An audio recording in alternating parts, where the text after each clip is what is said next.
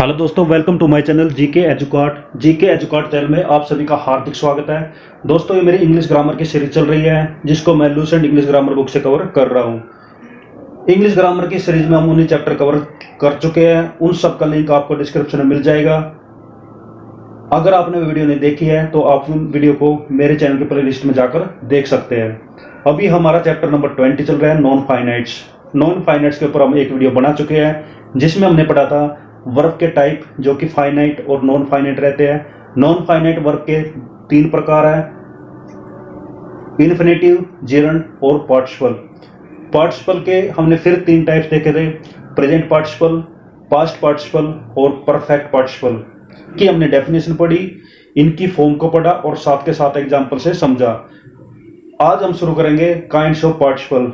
जो 3 टाइप हमने पार्टिसिपल के पढ़े थे उनको हम आज रूल्स के साथ कवर करते हैं। तो चलिए दोस्तों शुरू करते हैं।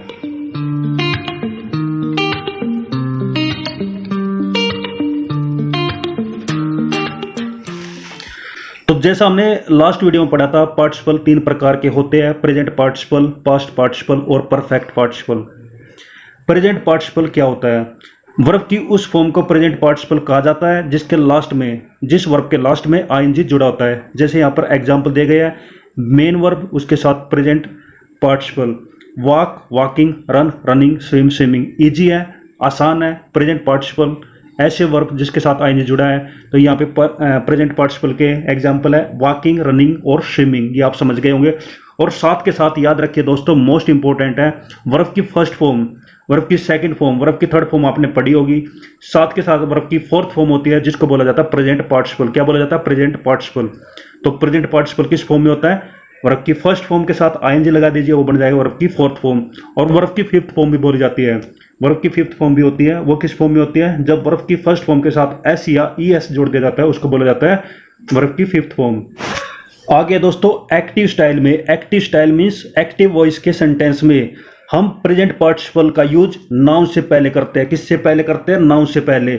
और जब इसको नाउन से पहले यूज करते हैं तब ये क्या बताएगा? नाउन की विशेषता। और जो वर्ड्स नाउन की विशेषता बताते हैं उनको बोला जाता है एडजेक्टिव। तो ये एडजेक्टिव की तरह यूज होता है। कौन यूज होता है? Present participle. जैसे एग्जांपल है स्लीपिंग चिल्ड्रन, तो यहाँ पे स्लीपिंग क्या हुआ? प्रेजेंट पार्टिसिपल की फॉर्म हुई। और ये जो है चिल्ड्रन यानी कि नाउन की विशेषता बताता है, तो यहाँ पे इसको एडजेक्टिव भी बोला जाएगा। वैसे सेकंड है फेलिंग लीव्स, तो फेलिंग क्या हुआ? एडजेक्टिव, साथ के साथ प्रेजेंट पार्टिसिपल। सेकंड आ जाता है पास्ट पार्टिसिपल। पास्ट पार्टिसिपल जो है वर्ब की वो फॉर्म होती है जिसके साथ, जिन वर्ड्स के साथ ईडी या फिर टी या फिर एन लगा होता है। जैसे एग्जांपल यहाँ पर दिए गए हैं, मेन वर्ब को किस में कन्वर्ट किया हुआ है? पास्ट पार्टिसिपल में। वर्क को चेंज किया वर्कड में, स्लीप को स्लेप्ट में, राइट को रिटन में। तो जिन वर्ड्स के साथ, जिन वर्ब के साथ ईडी, टी या फिर ईएन जुड़ा हो उसको बोला जाएगा पास्ट पार्टिसिपल। पास्ट पार्टिसिपल को वर्ब की थर्ड फॉर्म के नाम से भी जाना जाता है। तो ये जो हमने ऊपर पास्ट पार्टिसिपल के एग्जाम्पल पढ़े हैं वो सब क्या होते हैं? वर्ब की थर्ड फॉर्म। आगे बताया गया है कि एक्टिव वॉइस और पैसिव वॉइस के सेंटेंस में पास्ट पार्टिसिपल का यूज नाउन से पहले किया जाता है, तो ये एडजेक्टिव का काम करता है। जैसे एक्टिव वॉइस और पैसिव वॉइस दोनों के यहाँ पे एग्जाम्पल दिए गए हैं। ए रिटायर्ड क्लर्क, तो क्लर्क के साथ रिटायर्ड जुड़ा हुआ है, तो रिटायर्ड यहाँ पे किसका काम करेगा? एडजेक्टिव का। वैसे नेक्स्ट है ए ब्रोकन चेयर, तो पैसिव फॉर्म में ए ब्रोकन चेयर दिया गया है, तो चेयर की विशेषता बताता है ब्रोकन। चेयर कैसी है? टूटी हुई है, तो ब्रोकन क्या हुआ? एडजेक्टिव। और एडजेक्टिव क्या होते हैं? ऐसे वर्ड्स जो कि नाउन या प्रोनाउन की विशेषता बताए उनको बोला जाएगा एडजेक्टिव। तो प्रेजेंट पार्टिसिपल भी एडजेक्टिव का काम करता है और पास्ट पार्टिसिपल भी एडजेक्टिव का काम करता है। थर्ड में बताया गया है कि कुछ ऐसे पास्ट पार्टिसिपल होते हैं जिनको उसके यूज करने के अकॉर्डिंग उनके मीनिंग में चेंजेस आ जाते हैं, उनके अर्थ में परिवर्तन आ जाता है। कैसे? जैसे फर्स्ट है द कंसर्न्ड ऑफिसर, तो ऑफिसर से पहले हमने कंसर्न्ड का यूज किया और कंसर्न्ड क्या है? Past participle. इसका मीनिंग रहेगा चिंतित पदाधिकारी गण। सेकंड है द ऑफिसर कंसर्न्ड, तो कंसर्न्ड को हमने ऑफिसर्स के बाद यूज किया है, तो इसको हम बोलेंगे पदाधिकारी गण जो प्रभावित है, जो कि प्रभावित है। दोस्तों थर्ड आ जाता है perfect participle. Perfect participle verb के उस फॉर्म को हम पास्ट पार्टिसिपल कहेंगे जिसमें हैविंग प्लस वर्ब की थर्ड फॉर्म का यूज किया है परफेक्ट पार्टिसिपल को भी यहाँ पे दोनों फॉर्म में दिखाया है, एक्टिव फॉर्म और passive form.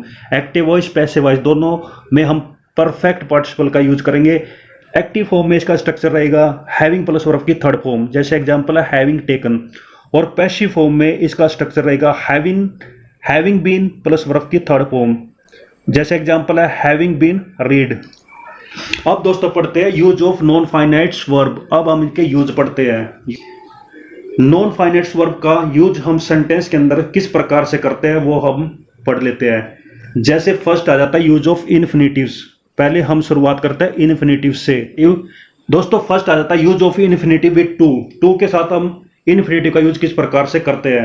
Rule number first है इन्फिनिटिव विद टू का यूज हम वर्ब के सब्जेक्ट के रूप में करते हैं। वर्ब के सब्जेक्ट के रूप में करते हैं, यानी कि वर्ब के साथ जो सब्जेक्ट लगा होता है उसकी जगह हम इन्फिनिटिव विद टू का भी यूज करते हैं। कैसे? एग्जांपल है first, to find fault is easy. तो यहाँ पे इज क्या है? वर्ब है, और टू फाइंड क्या है? सब्जेक्ट। और टू फाइंड क्या हुआ? Infinitive with to. सेकंड है to walk is a good exercise. तो टू वॉक क्या हुआ? सब्जेक्ट और वर्ब रहेगी यहाँ पे इज। उससे नेक्स्ट है टू एरर इज ह्यूमन। तो टू एरर क्या हुआ? सब्जेक्ट और इज क्या हुआ? वर्ब। उससे नेक्स्ट है टू फॉरगिव इज डिवाइन। तो टू फॉरगिव क्या हुआ? सब्जेक्ट और इज क्या हुआ? वर्ब। तो सब में आप देख सकते हैं वर्ब का जो सब्जेक्ट है जो सेंटेंस के स्टार्टिंग में दिया जाता है वहां पर हमने टू इन्फिनिटिव विद टू का यूज किया है। सेकंड रूल आ जाता है इन्फिनिटिव विद टू का यूज हम ट्रांजिटिव वर्ब के ऑब्जेक्ट के रूप में करते हैं। ट्रांजिटिव वर्ब क्या होती है? ऐसी वर्ब जो ऑब्जेक्ट के साथ यूज की जाती है। वर्ब के चैप्टर में पढ़ चुके हैं वर्ब दो टाइप की होती है, ट्रांजिटिव वर्ब और इनट्रांजिटिव वर्ब। ट्रांजिटिव वर्ब ऐसी वर्ब होती है जो वर्ब के साथ ऑब्जेक्ट भी लगा होता है, वर्ब के साथ ऑब्जेक्ट का भी यूज किया जाता है। और इनट्रांजिटिव वर्ब ऐसी वर्ब होती है जिनका यूज हम बिना ऑब्जेक्ट के कर सकते हैं। अगर आपको इनको डिटेल में समझना है तो आप वर्ब के चैप्टर को पढ़ सकते हैं जो कि मेरी प्लेलिस्ट में दिया गया है। तो यहां पर बताया गया है कि इन्फिनिटिव विद टू का यूज हम ट्रांजिटिव वर्ब के ऑब्जेक्ट के रूप में करते हैं, ऑब्जेक्ट के रूप में करते हैं। जैसे एग्जांपल है ही वांट्स टू गो। तो टू गो वांट्स का ऑब्जेक्ट है, तो वांट्स वर्ब है और टू गो यहाँ पे क्या काम करता है? ऑब्जेक्ट का। पहले रूल में पढ़ा हमने इन्फिनिटिव विद टू सब्जेक्ट का काम करता है, और सेकंड रूल में हम पढ़ रहे हैं इन्फिनिटिव विद टू ऑब्जेक्ट का भी काम करता है। नेक्स्ट एग्जांपल है she refused to obey her husband. तो टू ओबे रिफ्यूज्ड का ऑब्जेक्ट बना हुआ है। उससे नेक्स्ट है I like to play cards. To play cards object बना हुआ है किसका? लाइक का। तो इन्फिनिटिव विद टू को हम सब्जेक्ट की जगह भी यूज कर सकते हैं और ऑब्जेक्ट की जगह भी। अब रूल नंबर 3 पढ़ते हैं। इन्फिनिटिव विद टू का यूज हम वर्ब के कॉम्प्लीमेंट के रूप में यूज करते हैं। कैसे? जैसे यहाँ पर एग्जांपल दिया है her desire is to see me again. तो यहाँ पे टू सी को हमने कॉम्प्लीमेंट के रूप में यूज किया है। किसके लिए? इज के लिए। वैसे यहाँ पे कुछ और एग्जांपल दिया है जैसे कि he is to sell his car. तो टू सेल कॉम्प्लीमेंट है इज के लिए। नेक्स्ट है she was to go, to गया। तो टू गो कॉम्प्लीमेंट है वाज वर्ब के लिए। नेक्स्ट है to see is to believe. तो टू बिलीव क्या हुआ? इज का complement. My greatest pleasure is to guide. तो टू गाइड को यहाँ पे कॉम्प्लीमेंट के रूप में यूज किया है। अब दोस्तों आ जाता है rule number 4। Infinitive with to का यूज हम प्रीपोजिशन के ऑब्जेक्ट के रूप में भी करते हैं। प्रीपोजिशन के साथ हम इसको ऑब्जेक्ट के रूप में भी यूज करते हैं। किस प्रकार से करते हैं? एग्जांपल देखते हैं। He is about to come. तो टू कम ऑब्जेक्ट है और इसको किसके साथ जोड़ा गया? अबाउट के साथ। तो अबाउट टू कम, तो अबाउट हुआ प्रीपोजिशन और टू कम हुआ इन्फिनिटिव विद टू। नेक्स्ट है you had no choice but to obey. But का यहाँ पे मीनिंग रहेगा एक्सेप्ट, मीन्स के सिवाय। जैसे इसका मीनिंग रहेगा तुम्हारे पास आज्ञा पालन करने के सिवाय कोई विकल्प नहीं था। तो आज्ञा पालन करने के सिवाय एक्सेप्ट टू ओबे। तो यहाँ पे बट को हमने एक्सेप्ट के रूप में यूज किया है। तो यहाँ पे समझिए बट क्या है? यहाँ पे प्रीपोजिशन, प्रीपोजिशन के रूप में यूज हुआ है। वैसे तो कंजक्शन होता है बट, लेकिन यहाँ पे प्रीपोजिशन के रूप में यूज हुआ है। ये हम कंजक्शन के चैप्टर में हमने इसके बारे में पढ़ा था। और टू ओबे क्या हुआ? ऑब्जेक्ट हुआ, और साथ के साथ ये प्रीपोजिशन के ऑब्जेक्ट का काम करता है। नेक्स्ट आ जाता है nowadays we want nothing but to earn money. But को फिर से यहाँ पे प्रीपोजिशन के रूप में यूज किया है जिसका मीनिंग रहेगा एक्सेप्ट। और टू अर्न यहाँ पे ऑब्जेक्ट का काम करता है किसके लिए? प्रीपोजिशन बट के लिए। आगे दोस्तों यहाँ पे नोट दिए गए हैं जिसमें बताया गया है जो सेकंड और थर्ड एग्जाम्पल हमने पढ़ा है उसमें बट का यूज हम एक्सेप्ट के रूप में करते हैं जिसका मीनिंग रहेगा के सिवा, के अलावा, को छोड़कर। और ये प्रीपोजिशन का काम करता है कौन? बट यहाँ पे प्रीपोजिशन का काम करता है। सेकंड है, जब इन्फिनेटिव विद टू का यूज हम सब्जेक्ट, ऑब्जेक्ट और कॉम्प्लीमेंट के रूप में करते हैं तो ये एक नाउन का कार्य करता है। किसका कार्य करता है? नाउन का। तो इसे हम नाउन इन्फिनेटिव भी कहेंगे। हमने जो ऊपर पढ़ा है, सब्जेक्ट की जगह हम इन्फिनेटिव विद टू का यूज कर सकते हैं, ऑब्जेक्ट की जगह हम इन्फिनेटिव विद टू का यूज कर सकते हैं, और साथ के साथ प्रीपोजिशन के साथ भी हम इन्फिनेटिव विद टू का यूज करते हैं। तो ये कार्य करेगा नाउन का, और तब हम इसको कहेंगे नाउन इन्फिनेटिव। रूल नंबर 5 आ जाता है जिसमें बताया गया है कि इन्फिनेटिव विद टू का यूज हम एडजेक्टिव की तरह भी करते हैं। एडजेक्टिव की तरह भी करते हैं। एग्जांपल देखिए, he has no money to buy. तो यहाँ पे टू बाय क्या है? इन्फिनेटिव विद टू, और ये मनी नाउन के साथ यूज हुआ है। नेक्स्ट है, I have no house to live in. तो टू लिव क्या हुआ? इन्फिनेटिव हुआ, जो कि नाउन को क्वालिफाई करता है, हाउस को क्वालिफाई करता है। नेक्स्ट है, माई सन लाइक मिल्क टू ड्रिंक। तो टू ड्रिंक यहाँ पे क्या हुआ? इन्फिनेटिव हुआ, जो नाउन मिल्क के लिए यूज किया है, नाउन को क्वालिफाई करने के लिए। नेक्स्ट है, this is not the time to play. तो टू प्ले इन्फिनेटिव है, जो नाउन के लिए क्वालिफाई का काम करता है। अब दोस्तों आ जाता है रूल नंबर 6। रूल नंबर 6 में क्या बताया गया है? इन्फिनेटिव विद टू का यूज हम एडवर्ब की तरह भी कर सकते हैं, और जब हम इसको एडवर्ब की तरह यूज करेंगे तब ये किसको क्वालिफाई करेगा? एडजेक्टिव को। एडवर्ब क्या होते हैं? एडवर्ब ऐसे वर्ड्स होते हैं जो वर्ब को या फिर किसी एडजेक्टिव को या खुद एडवर्ब को क्या करता है? क्वालिफाई करता है, उसकी विशेषता बताता है। तो उनको हम क्या कहेंगे? एडवर्ब। तो इन्फिनेटिव विद टू का यूज हम एडवर्ब की तरह भी करते हैं। अब इनको देखते हैं किस प्रकार से करते हैं। He is too ill to do any work. तो टू डू को हमने इन्फिनेटिव की तरह यूज किया है, और ये एडवर्ब की तरह यूज हुआ है, और ये किसको क्वालिफाई करता है? इल को। और इल क्या हुआ? एडजेक्टिव। एडजेक्टिव किसकी विशेषता बताता है? सब्जेक्ट की। तो यहाँ पे इल मीन्स बीमार। बीमार कौन है? ही। तो ही को क्वालिफाई करता है इल, और टू डू इल को क्वालिफाई करता है। नेक्स्ट है, he was surprise to see his beloved with a handsome boy.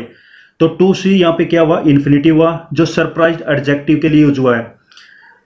Next है, it is difficult to solve this sum. तो टू सोल्व एक इन्फिनेटिव की तरह काम करता है, और यहाँ पे एडवर्ब की तरह यूज हुआ है, और ये डिफिकल्ट एडजेक्टिव की विशेषता बताता है।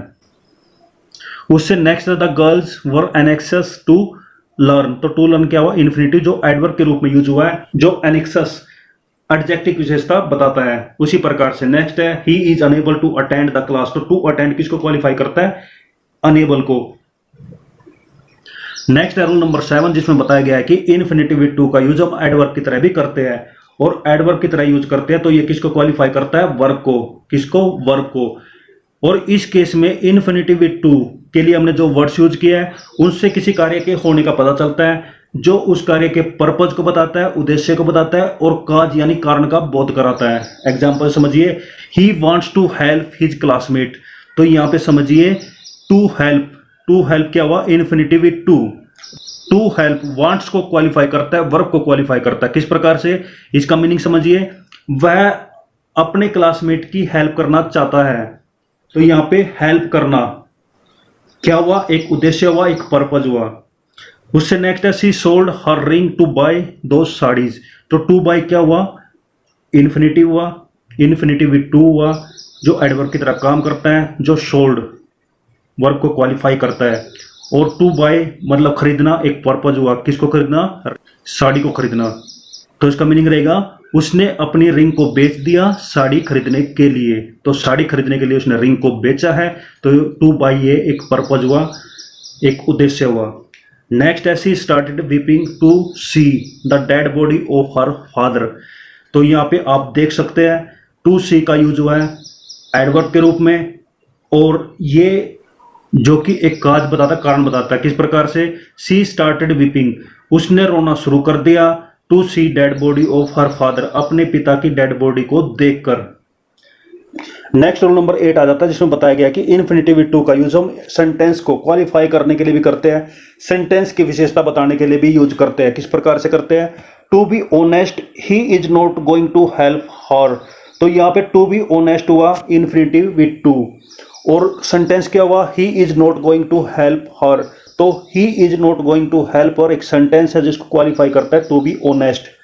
नेक्स्ट है, to tell the truth. I quite forgot my promise. तो यहाँ पे टू टेल द ट्रूथ क्या हुआ, इन्फिनेटिव विद टू जो क्वालिफाई करता है एक सेंटेंस को, और वो सेंटेंस कौन सा है, I quite forget my promise.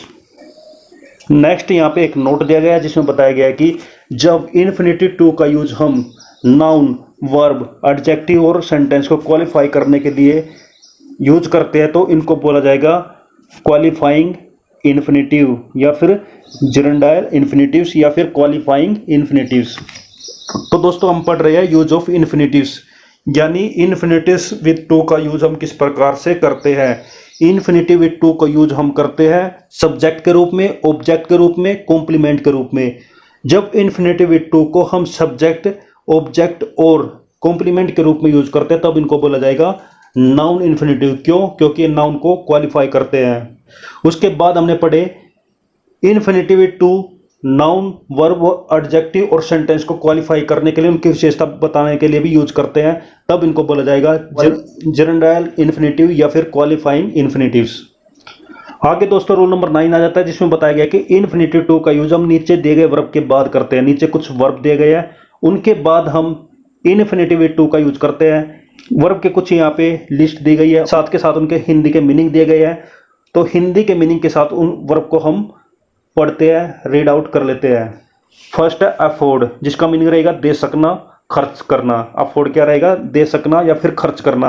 और अफोर्ड के बाद ही हम टू प्लस वर्ब की फर्स्ट फॉर्म का यूज करेंगे, यानी कि इन्फिनेटिव विद टू का यूज करेंगे। उसी प्रकार से बिगिन है, उसके बाद ही हम इन्फिनेटिव विद टू का यूज करेंगे, और बिगिन का मीनिंग रहता है प्रारंभ करना। तो सिक्वेंसली हम इनको पढ़ लेते हैं। अटेम्प्ट प्रयास करना, बैग भीख मांगना, बोदर परेशान होना, चिंता करना, केयर जो कि नेगेटिव मीनिंग रखता है, चिंता करना, परेशान होना, फिक्र करना, परवाह करना। नेक्स्ट है चूज चुनना। नेक्स्ट है कंसेंट सहमति देना, स्वीकृत करना। उसके बाद है कंटिन्यू जारी रखना, करते रहना। उसके बाद है डेयर हिम्मत करना, खतरे का सामना करना। एंडेवर कोशिश करना, प्रयास करना। हेजिटेट संकोच करना, हिचकिचाना। इंटेंड इरादा रखना, अभिप्राय करना। नेक्स्ट है लर्न सीखना, ज्ञानोपार्जन करना। नेक्स्ट है लाइक पसंद करना। लव प्रेम करना, प्यार करना। अंडरटेक किसी कार्य को करने को राजी होना, किसी कार्य को करने को राजी होना। नेक्स्ट है मैनेज प्रबंध करना। आगे है सीम मालूम पड़ना, फॉरगेट भूलना, एग्री सहमत होना, रिग्रेट पश्चाताप करना, मीन चाहता अर्थ बताना, नीड आवश्यकता अभाव होना, नेग्लेक्ट उपेक्षा करना, भूल जाना, छोड़ना। ऑफर प्रदान करना, देना। नेक्स्ट है प्लान योजना बनाना, प्रेफर अधिक पसंद करना, प्रिपेयर तैयार करना, साधन जुटाना। बी प्रिपेयर टू करने को तैयार होना, प्रिटेंड बहाना बनाना, प्रोसीड आगे बढ़ना, अग्रसर होना, जारी रखना, रिफ्यूज मना करना, अस्वीकार करना, ट्राई प्रयत्न करना। नेक्स्ट विश इच्छा करना, चाहना, रिमेंबर याद करना, प्रोमिस प्रतिज्ञा करना, स्वेयर कसम खाना। और कुछ और यहाँ पर दिए गए हैं, पर्पज प्रस्तावित करना, फेल असफल होना, होप आशा करना, डिसाइड निर्णय करना, डिटरमाइन दृढ़ होना। उसके बाद दोस्तों यहाँ पे कुछ और एग्जाम्पल दिए गए हैं जो कि सेंटेंस के रूप में दिए गए हैं, और जो हमने ऊपर वर्ब पढ़े हैं उनका यूज यहाँ पे बताया गया है। जैसे फर्स्ट है ही एंडेवर्ड टू हेल्प मी, तो एंडेवर्ड के बाद हमने टू हेल्प का यूज किया है जो कि इन्फिनेटिव है। नेक्स्ट है Raman dare to challenge me, तो डेयर क्या हुआ, वर्ब हुआ, उसके बाद हमने टू चैलेंज का यूज किया, इन्फिनेटिव का यूज किया। नेक्स्ट है they planned to visit the Taj Mahal, तो टू विजिट क्या हुआ, इन्फिनेटिव हुआ, जो प्लान्ड वर्ब के बाद यूज हुआ। नेक्स्ट है his daughter attempted to commit suicide, to commit suicide, his daughter attempted to commit suicide, तो टू कमिट क्या हुआ, इन्फिनेटिव हुआ, जो अटेम्प्टेड वर्ब के साथ यूज हुआ है। Next she hesitate to speak here, तो टू स्पीक क्या हुआ, इन्फिनेटिव हुआ, जो हेजिटेट वर्ब के बाद यूज हुआ है। तो ऊपर हमने टेबल में जो वर्ड्स पढ़े हैं उनके बाद हम इन्फिनेटिव का यूज करेंगे, टू प्लस वर्ब की फर्स्ट फॉर्म का यूज करेंगे। आगे दोस्तों यहाँ पे एक नोट दिया गया है जिसमें बताया गया है कि ऊपर दिए गए वाक्यों में इन्फिनेटिव टू के बदले हम डेट क्लोज का प्रयोग नहीं करते। डेट लगाकर हम ऊपर दिए गए वर्ड्स के लिए यूज नहीं करेंगे। जैसे एक एग्जांपल यहाँ पे दिया है, Raman dare that he could challenge me, तो ही कुड चैलेंज मी, ये हुआ एक क्लॉज जो डेट के साथ यूज हुआ है, डेट लगाकर यूज हुआ है। लेकिन डेट को हम डेड के बाद यूज नहीं करेंगे, डेड जो कि ऊपर वाक्य में दिया गया है उसके बाद हम यूज करेंगे टू, और फिर वर्ब की फर्स्ट फॉर्म यानी सिर्फ चैलेंज यूज करेंगे। जैसे आगे बताया Raman dare to challenge me, तो टू चैलेंज का यूज करेंगे हम ऊपर दिए गए वाक्य की जगह। आगे दोस्तों रूल नंबर 10 आ जाता है जिसमें बताया गया है कि नीचे फिर से कुछ वर्ब दिए गए हैं जिनके बाद हम ऑब्जेक्ट यूज करेंगे, फिर हम इन्फिनेटिव विद टू का यूज करेंगे, इन्फिनेटिव विद टू का यूज करेंगे। अलाउ आज्ञा देना, मंजूर करना, एडवाइज परामर्श देना, सलाह देना, कंपेल विवश करना, मजबूर करना, एनकरेज साहस देना, हिम्मत देना, एक्सपेक्ट आशा करना, आस रखना, अनुमान करना, प्रतीक्षा करना, फॉरबिड किसी काम को करने से रोकना, मना करना, फोर्स विवश करना, इंस्ट्रक्ट पढ़ाना, निर्देश देना। नेक्स्ट है इनवाइट निमंत्रण देना, ध्यान आकर्षित करना, ओबलाइज बाध्य करना, कृपया करना, एहसान करना, ऑर्डर आदेश देना, परमिट अनुमति लेना, आज्ञा लेना, परsuade विश्वास दिलाना, फुसलाना, रिक्वेस्ट प्रार्थना करना, नम्रता से मांगना, टेल कहना, वांट चाहना, इच्छा रखना, वार्न सचेत करना, टीच पढ़ाना, टेम्प्ट लालच करना, अर्ग विनती करना, शो दिखाना, रिमाइंड पुनः याद करना। तो ये ऐसे वर्ड्स हैं, ऐसी वर्ब है जिनके बाद हम ऑब्जेक्ट का यूज करेंगे, फिर टू प्लस वर्ब की फर्स्ट फॉर्म यानी कि इन्फिनेटिव विद टू का यूज करेंगे। जैसे यहाँ पे एग्जाम्पल दिए गए हैं। फर्स्ट एग्जाम्पल है the teacher allowed the students to enter the classroom.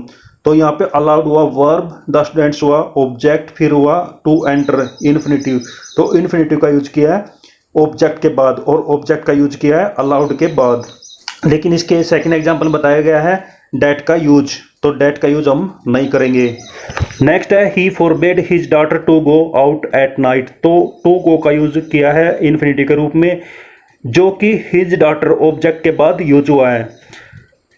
आगे एग्जांपल में डेट का यूज करके बताया जो कि रॉन्ग होगा। नेक्स्ट है she ordered her servants to bring a cup of tea. To bring का यूज किया है हर सर्वेंट के बाद, हर सर्वेंट क्या हुआ ऑब्जेक्ट, टू ब्रिंग क्या हुआ इन्फिनेटिव। उससे नेक्स्ट में डेट का यूज किया गया है जो कि रॉन्ग होगा।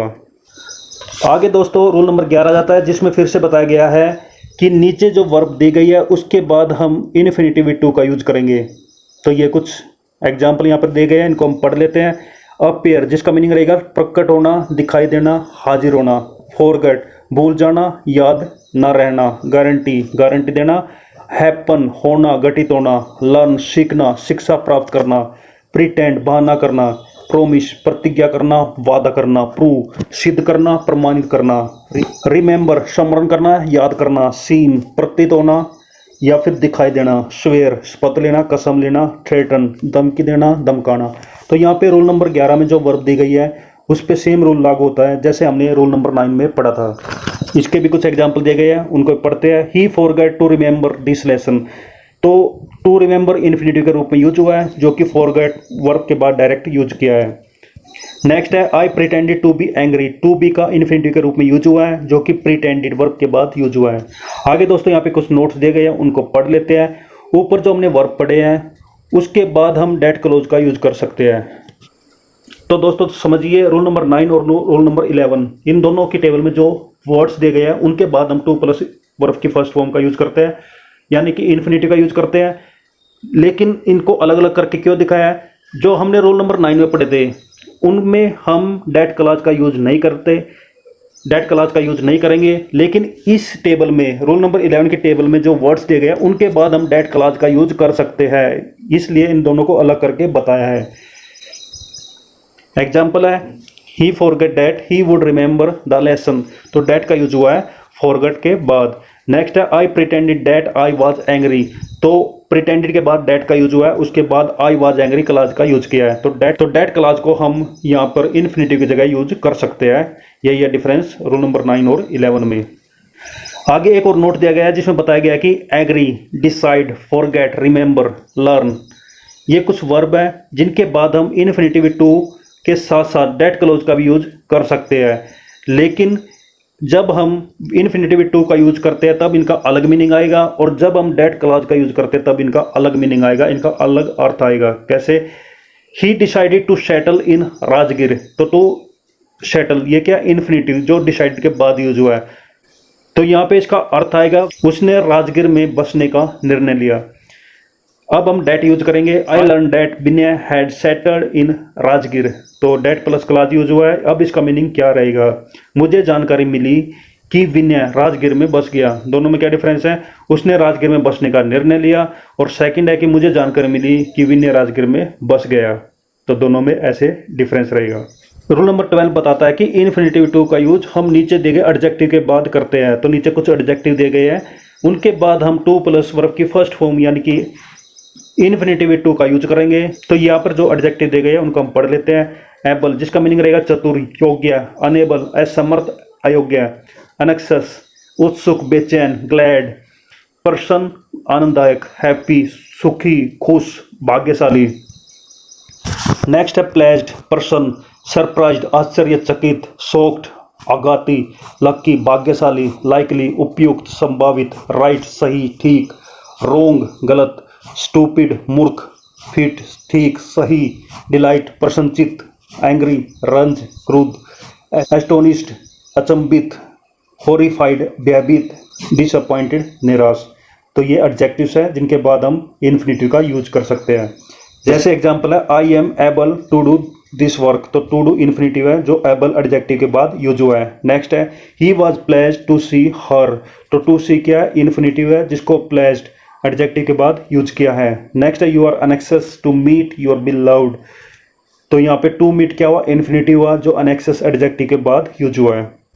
और दोस्तों आज की वीडियो का लास्ट रूल आ जाता है रूल नंबर 13, जिसमें बताया गया है कि इन्फिनेटिव टू का यूज हम कुछ नाउन्स के बाद करते हैं। वे कौन से नाउन्स हैं, विश, डिसीजन, नीड, प्लेजर, ये चार यहाँ पे नाउन दिए गए हैं, उनके बाद हम इन्फिनेटिव टू का यूज करते हैं। जैसे एग्जांपल है it is a pleasure to see her again, तो टू सी इन्फिनेटिव के रूप में यूज किया है प्लेजर के बाद यानी कि नाउन के बाद।